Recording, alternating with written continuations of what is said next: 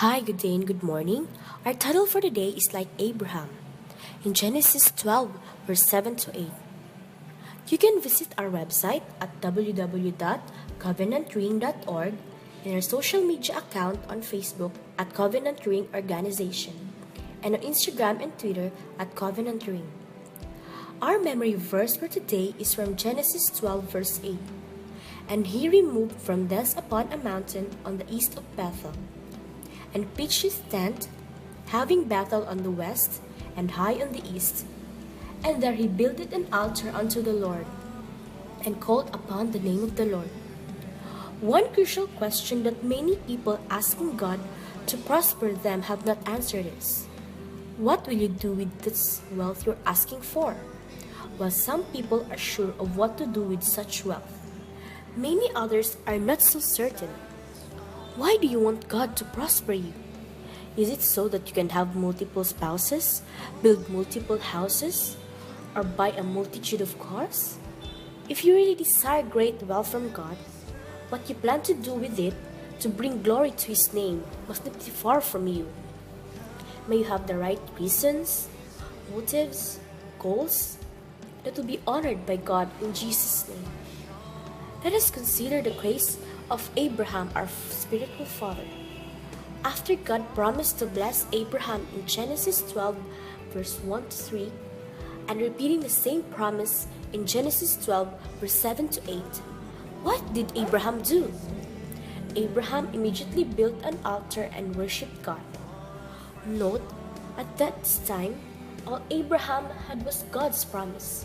There was no blessing yet. In other words, he was saying, for promising to bless me at all, you deserve my worship. Down the line, in Genesis 13, verse 1 to 4, after the blessing started pouring in, Abraham did not forget his resolve from worship God. He traveled quite some distance to an altar he had earlier built at Bethel to worship God.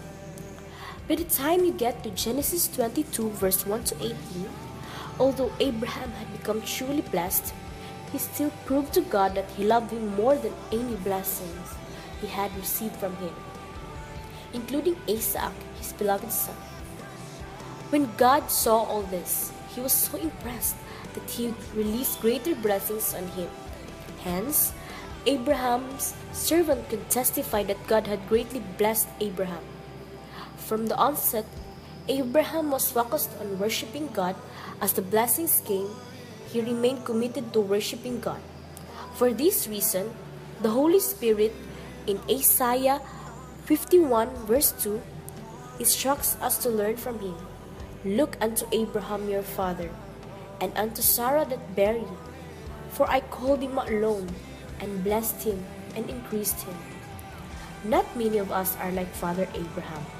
When you follow the little blessings you receive from God to derail you from the faith, how can you then convince God to give you more?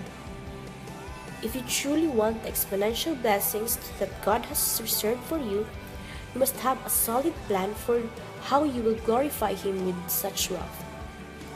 How are you spending the little you have now? Our key point for today: God has a plan for how you should spend every provision He makes available to you. Make it a point of duty to always ask Him to reveal this to you.